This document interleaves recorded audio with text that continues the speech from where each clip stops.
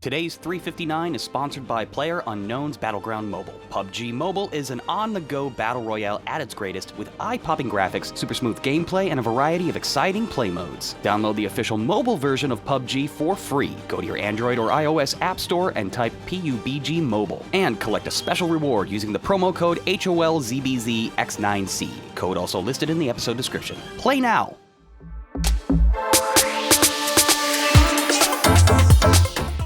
Morning, podcast, BBG, audience, Ben, Alfred, Marion. Hey, BBGB. We can't hear you. Yeah, there's no here. audio. The only reason we heard you just now is because you were very you're loud. so loud. I'm a loud scary. person. Oh, there he is. There you are. Hey, what's up, guy? BBGB. Guys, it's me, it's Alfred, it's Marion for the first time ever. Marion Joe. She's going to be talking to us about a deep dive she worked on for a long time about voter data. So send in your questions and comments about that. We're also going to be talking about Siri being a really kind of sad laggard in smart home. I wrote that story today, so check it out on CNET. And Alfred just wrote a story. Did you see morning. Incineroar in Super Smash Brothers? Okay. All right, he can God. cancel his taunts, and not Petey Piranha. Petey Piranha is his final smash. It's just Piranha Plant was the normal character. But Piranha Plant is going to be DLC for the new Super Smash Bros. Ultimate, which comes out on December 7th. I didn't write about that, though. This is actually a data privacy law. Data privacy law. Or data draft. privacy bill. A draft Yeah. of a data privacy bill from Either way, finally. Alfred plans on interrupting me repeatedly about Super Smash Brothers, so that's what the podcast is going to be like today. So buckle up for that. Anyway, let's get to the podcast, and we'll see you in 4 minutes. Okay, are we rounding up now? Is that what the show is all about? I don't Screw know. it. I don't know what's happening. We're that lazy and inaccurate anyways. All right, stick around. See you back in the chat. Send in questions and comments about today's stories. We'll see you back there in 3 minutes and 59 seconds from 3, 2, Fine. 1.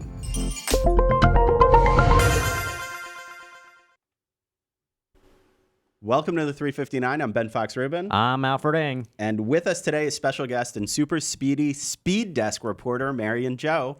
Hey guys, how's it going?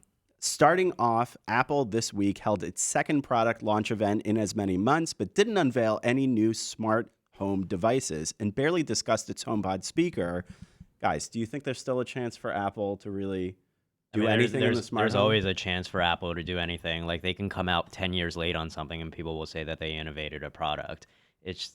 My God, you're right, but I'm so sad to know about that. That is true, though. I mean, yeah, I think the big advantage that Apple always has is that even though they're late to the party, they seem to always, get it right. Yes, in the sense with that a more polished product. yeah, they're much and- more polished. They they hit the pressure points on like what people actually want, and that is not me saying this to say that like Apple's the best or anything like that, but it just seems that like a lot of people do enjoy their product for that very reason, even though they're late. I wouldn't disagree with you. However, the analyst that I spoke with for the story that I wrote about this today said that smart home is rapidly becoming an ecosystem play. And if you're not in the Amazon ecosystem or the Google ecosystem, it's going to be really hard to transition over to something else unless you're a really big Apple fan. I mean, you could say the same thing about Android, though, right? Like, how many? Yeah. Like, Android is And the a lot of most people don't used operating transition over. system. Yeah, but the point is that like Apple's doing pretty well without that ecosystem for Android. Yeah, I guess that's true. And we'll see if Apple keeps things up. And I'm still waiting to find out if a HomePod Mini is going to come out. Marion, are you expecting a HomePod Mini or not? I mean, only if it's rose gold, then I'll consider it. Okay, good idea. Next, it's not just Facebook and Google and Amazon who know everything about you. It's also politicians. Lucky you. Marion today wrote a deep dive piece about the subject ahead of next week's midterms. So Marion, what type of info might people be a little surprised to find out these folks know about them? Well, apparently everything, because when you fill out the form to vote, you have your date of birth, name, home address, and voting history, and race, gender. Depends on where you live. They can access that information about you from the state's office. And also, they get a lot of data from consumer data, which means, where you shop, how many kids you have, and God. where you work, like. You also what's mentioned your- in your story property ownership, marital status, wealth and income, magazine subscriptions, club ownerships. Exactly, just to get a sense of who you might vote for and how they can get you to vote for them. So I noticed some of these in your story, some of these data brokers make inferences on, the type of voter that you would be based on the apps that you have on your phone. So if you have an app like, say, CNET, they might think that you're a very informed, intellectual, Absolutely. genius brain Definitely. level person. But then they also mentioned, if you have an app like Candy Crush on it, what kind of inferences are they making based off people that like to play puzzle-based games on their phone? Well, from what my source told me, if you have just games on your phone, they'll assume that you're not very educated. And if you What? read, That's yeah, awful. That's a That terrible is not assumption. cool. But to be It fair, is like not data cool. brokers also aren't very cool. And if you are data brokers listening to this, I don't like you at all. Okay, we have one more story to get to. Last, Senator Ron Wyden introduced a new bill this morning, I believe, called the Consumer Data Protection Act, which would impose harsher penalties for companies who violate your privacy. Alfred, you wrote about this. Tell us a little bit more It's about important to note that this is still a draft, so this hasn't made it on the floor or anything like that. No senators have offered their input on it. But this is actually one of the first data privacy bills that has been introduced, at least in any way, shape, or form. A lot of other lawmakers have been talking about wanting to draft their own, but this is the first one that's really come to light. And, there's been a big push for this for a long time coming after Equifax's breach and Facebook, issues with Google and privacy. And one of the harshest things that they're doing here is that they're saying they're bringing criminal charges to data breaches. In the past, all you could really do is sue them in a class action lawsuit, or the FTC could fine them. So in this scenario, a company CEO, for example, if they purposely lied to the FTC, they could spend prison time for up to 20 years, which is pretty big. So how similar is this to the GDPR in the EU? Only in financial terms, not in criminal charges terms, because the GDPR doesn't bring, you won't go to jail over that. This is Interesting. Yeah. So in some ways, it could actually be more In some ways, harsher. yeah. Okay. Also, check back on CNET to read more about these stories, as well as follow us today about the Google walkout that's going on, I think, right now. I'm Ben Fox Rubin. I'm Alfred Ng. And I'm Mary and Joe. Thanks for listening.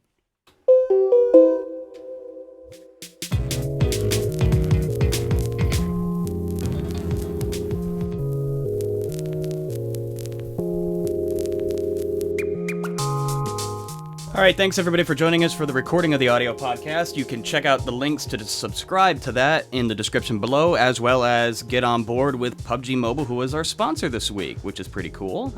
That's a fun game. I'm not good at it, but it's fun. I'm not good at most Are games. you also paid to say all this? We are paid We to are say paid. this. We are paid to say That's how this. sponsorships work. And downloading that game will result in data brokers thinking that You're not very educated. we're not very educated, which I guess might. That's a terrible assumption to make. That's I'm very frustrated It about is. that because I have a lot of games downloaded on But my hey, phone. But whatever. to avoid them tracking you, maybe you should download games. Oh, speaking of which, that's one of the questions I wanted to ask you. Is there anything people can do to restrict this type of thing from happening? Like, for instance, if you're a Facebook user, you can remove some of your information, like your hometown or your employer or whatever. Is there a corollary to that for data brokers or, politicians to hopefully know just a little bit less about you? Actually, it's not really possible because you shop online, you wouldn't give up that delivery at your door, and then you definitely need LinkedIn and you need all this online stuff to to connect to the world. So arguably, you would have to not shop online. You would buy Right. everything You in need to go person dark. in cash. You would have to go dark, and then you would be able to restrict some of the information they know right. about you. But which hey, sounds wonderful. we have a privacy bill. Yeah, so that again is a draft, so Right. there's it's not set in stone or anything like that. But a part of the draft would create this kind of central do not track website, like in the same way that you have that for your phone number, like a do not call list kind of thing. So it would be like a do not track website that you can go on there and see all the websites that you are being tracked on and just do it all like there. Because right now the only way that you can really do that, if a website even allows you to opt out, is like you go to each individual website. So like I'd have to go to Facebook, then Google, then Twitter, then CNET, then Jeez. and From a then like consumer perspective, I am digging this bill. So we'll see if it actually gets any movement whatsoever. All right, Anyway, it's time to take some questions. Starting right out with the whole smart home story we had about Siri and other voice assistants. Huey Egg says Siri has already been lapped by Alexa and Google. Timothy Dew follows up with which is worse, Siri or Bixby?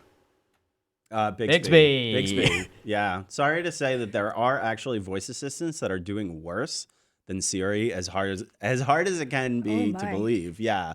Bixby is well behind the curve, even in Apple terms, and so is Cortana. Cortana, I would argue, basically like threw up the white flag when they decided to pair up with Alexa. that's not true, all right? They're friends. Yeah, they're friends. They're friends, exactly. We're They're not just sidekicks, like- we're partners. That's exactly what happened. But the one thing that could be interesting about both Apple and Samsung is that these are giant companies. They're not startups, and they're both just kind of getting started in smart homes. So there is a possibility that they are going to be making more waves. But I will. Samsung doesn't even have their Okay. smart speaker out yet. Yeah, I will say this though. Samsung does have an advantage over Apple with its voice assistant only because they're not just trying to put it on your phone or a speaker like what Apple is doing with the HomePod and like Siri. Like they're trying to put it in their fridges. Like Samsung has all their smart putting it into appliances. more They're stuff, putting in their yeah. TV. They're putting like TV remotes and all that. Washing machines like are supposed to have Bixby. True. However, I have a Samsung phone. I use Bixby because I write a lot about voice assistants. Bixby is pretty bad. Yes. Like I try I'm to just saying call it my has- wife using Bixby every day. I feel like it gets worse. It somehow doesn't recognize Yeah. the same thing that I tell it Yeah, every single I'm just saying day. that Samsung has that advantage that it is more of an electronics company than Apple is. Or it builds more stuff. Yes. Yeah. Cool. Hello. All right, next question coming in from... Oh, let's take one from Priority One. Haven't heard from you in a while. What up? I was asking the guys and gals at our home automation on Reddit, saying that the HomeKit is very hard to program. Has anyone had any experience here with the HomeKit? I personally have not. I don't use HomeKit. I have I use Google Home. For I my have stuff. I have a Google Home in my house, just one of them, and I also have a bunch of Echo products. I have the Echo Show, the Echo Spot, a bunch of Echo speakers. But yeah, I don't generally use HomeKit, so unfortunately, I don't know much about that one. But yeah, shout out to the home automation folks at Reddit. What's up? Yeah, you did an AMA there, right? I did. Oh, Hence the shout out. you got some fans now. I guess so. Good job, Burger Larry. Next question from Timothy Dew. What is the next step for Siri and the smart home? What features need to be there in order to set them apart from the others? Now, I just want to contrast that against Ryan's recent comment that says, remember when Siri was synonymous with voice assistant? Boy, did they fall behind fast. Like, how are they going to play catch up at this point? They're basically AOL. The rumor has been, and I think it's more wishful thinking than a rumor at this point, is that they would come out with a HomePod Mini, which would be the smaller version of the HomePod, which, knowing Apple, it's going to be at least $100, if not $150. But it'll be a smaller version, and if you have the money to spend on something like that, you would be able to put it in a lot more rooms in your house, as opposed to what they have now, which is just $350. Just make the AirPods HomePods. That's an Minis, idea. yeah. And then you would walk around your house with them and not listen to your, I don't know, whoever else you live with. Yeah, I wouldn't listen to anybody. Yeah. So, amazing. Doesn't the battery HomePod life on the Siri- AirPods kind of suck, though? AirPods are pretty AirPods good. are yeah. everywhere. So No, I mean battery specifically. though. Oh, yes. Either way, okay, so the HomePod Mini is one idea. The other one would be that they would create a smart display similar to the Home Hub or the Lenovo Smart Display or the JBL LinkView. The problem is that Apple doesn't really do a lot of new product developments. They really wait for things to develop. Alfred was talking about this earlier, that they wait for markets to develop and then they kind of swoop in at an opportunistic moment.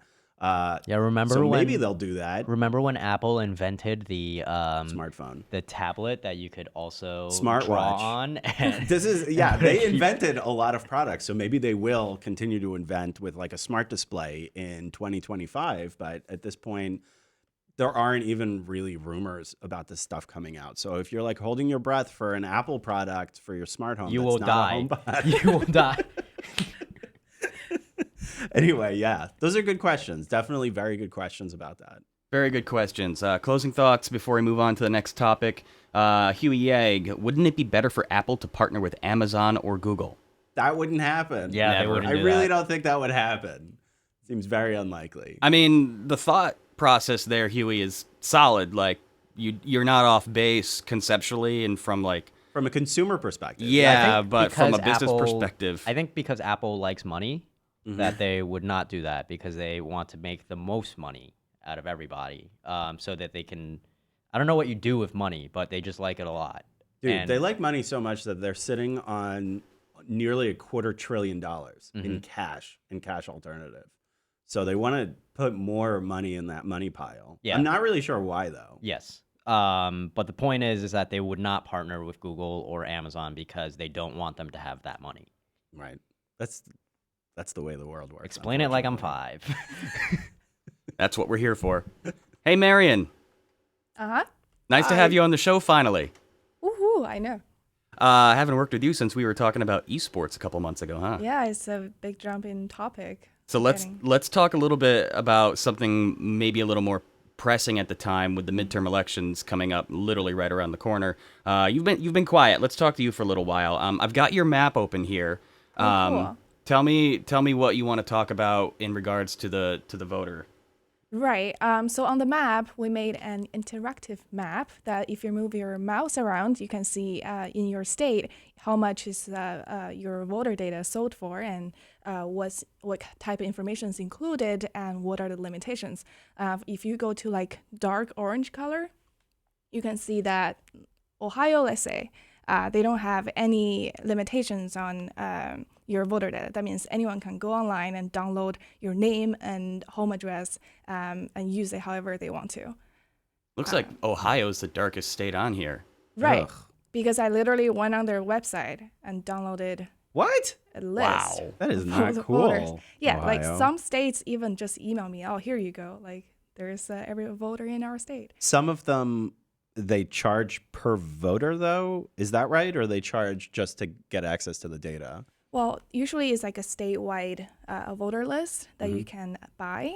So that's like a Excel sheet or something like that. And you pay what's like the maximum that you usually pay for that? Maximum, I believe, is more than $10,000. Okay. Yeah, but some states give it to you for free if you're politicians. So every state has different law. We don't have a federal bill that protects that. That's bonkers to look at some of this. I'm glad you made this. For anybody who's curious about your state, if you are a U.S. resident, I know we have a lot of international listeners. Go ahead. The link's in the description right now. Check that map out. It's kind of daunting and horrifying to an extent. All right, moving on. Let's talk more about some of these data breaches. Timothy I like this. Is there a plain English version of these long versions of the user agreement laws? There is not. You're talking about like the privacy policy stuff, like when you sign up for something, or That's what I Okay, believe he's inferring so to. there is not. There have been lawmakers that have called out called out tech companies for this. If you remember, during one of the Mark Zuckerberg hearing, one of the senators basically told him, I feel like I'm reading Swahili when I'm looking at this, which was also controversial after the fact. But there's been other people basically saying, your privacy policy is crap, and basically Nobody reads it. Yeah, nobody reads that, so you can't use that as a defense. And there have been some frameworks of data privacy bills that basically say that you need a plain English version of your privacy policy. Yeah, which by the way, GDPR also called for. I think that they did a bill. What is this? Dodd-Frank, I believe, did a bill related to banks and credit card issuers, where it was more plain English descriptions because it was way too confusing for people, and it was related to their money, where it was like, we're gonna give you 0% APR for the first 3 months, and then after that, it's gonna we're gonna jack it up to like 20% or something like that. So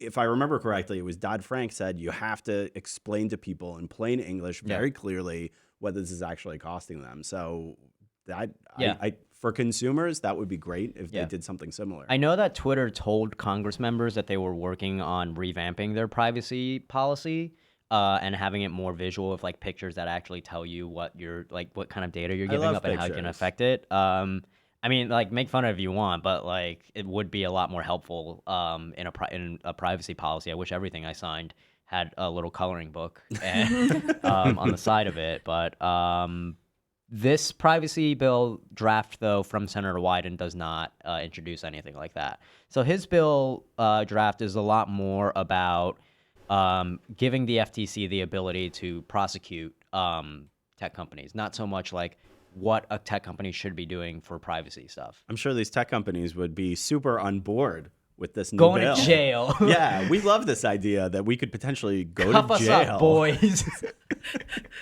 All right, swinging the pendulum back before we call this show a day or day a show. What the hell am I trying to say? Day a show. Let's talk a little bit more about election data, or voter data, rather. Timothy Dude, did you get any pushback when you're making these requests for the data? Marion? Yes, I called almost all the states, and trust me, I waited a long time and called them a couple times.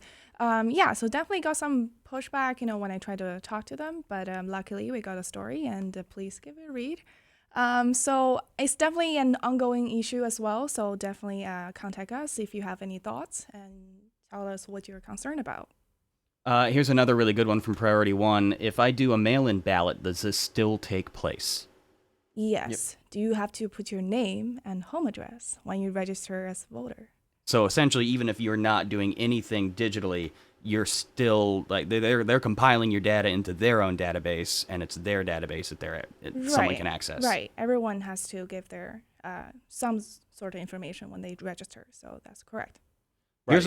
And data brokers are also used by advertisers in general. It's just politicians, when they're trying to get elected, function the same way as advertisers, and that's why they're using data brokers the same way. Mm-hmm. And a lot of data brokers that sell like data to politicians also work with business, so that's also concerning as well.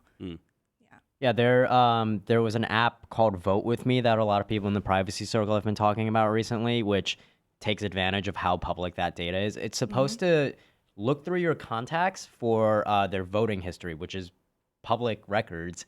And it tells you like all your friends in your contacts, like if they voted, should I be friends with this person? if they like registered to vote and they use their phone number that you have, like this app can like look that up, and it's incredibly creepy. The whole point of it is to tell your friends like, hey, get out and vote. I know you haven't like voted recently, but like that's really weird, and maybe you should. So it's their voting history, as in which elections they voted in, not who they voter voted status, for. which party they're registered with, and whether or not they voted in the most recent elections. Gotcha. Yeah. But it does tell you if you're, so I'm looking at a screenshot of the app right now. It says like, show me friends who are Democrats, Republicans, or all, and can vote in a tight election, and it acts as your contacts for that. So. Super cool. Definitely intrude on your friends' privacy to get them to vote. That's a really cool thing to do. It's definitely very chill person thing to do. Yeah, and you know what? Just one more thing. Like companies like i360 has an app for campaign volunteers who knock on your door, and before they do that, they know that you live there, who live there with you, and what your political leanings are. Yeah. Somebody stopped by my house and was like, really? Yes. They were like, are you Benjamin? I'm like, nobody calls me that, but this is going to go well. I'm Ben Fox Rubin. I'm Ben Fox Rubin. They were like, well, you're going to vote for this guy? I'm like, please. Are you my house. Amazon delivery person? No? Then get off my property. Jesus. All right. Here's a good, tough one to kind of close out the show from the Datch. Do you think we'll see something like the GDPR come to the U.S.? Yep.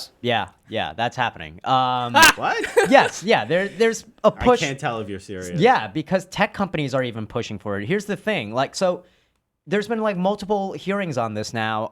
Like Facebook has said that they're open to it. Apple with Tim Cook last week, who made that massive speech about calling for a federal privacy bill in the U.S., Google is on board for it. Amazon is on board for it. Twitter is on board for it. AT&T is on board for it. Charter Community, like every major tech company wants this in the U.S., but here's the thing. They want to be able to influence it. Right. They want it to they want to write this law so that it like favors them the most. Of course. Because they really didn't have a hand in writing up GDPR, and they're furious about that, where they basically like they've complained about GDPR a lot. Like in these hearings, they talk about how they've spent millions of dollars of resources into making sure that they're compliant for GDPR.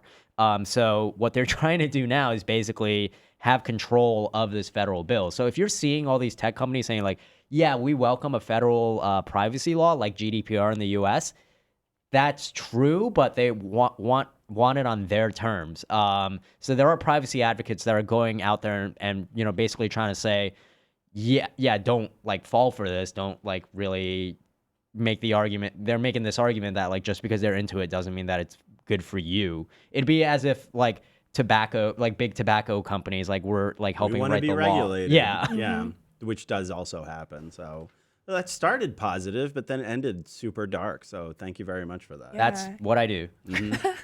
Okay, we have to wrap it up, but here's a thought for everyone to bake. Life Improvement says, I'm going to start a subscription service company, $3 a month, and you get a TLDR version of all your terms and conditions. Life Improvement, if you pull this off, if you start a Kickstarter for this, I'm in, dude. I am so in. I like this idea. Well done. If you can make it happen, we'll plug it. Me too. All right. We are finished for the week. Thank you again to PUBG Mobile for the sponsorship.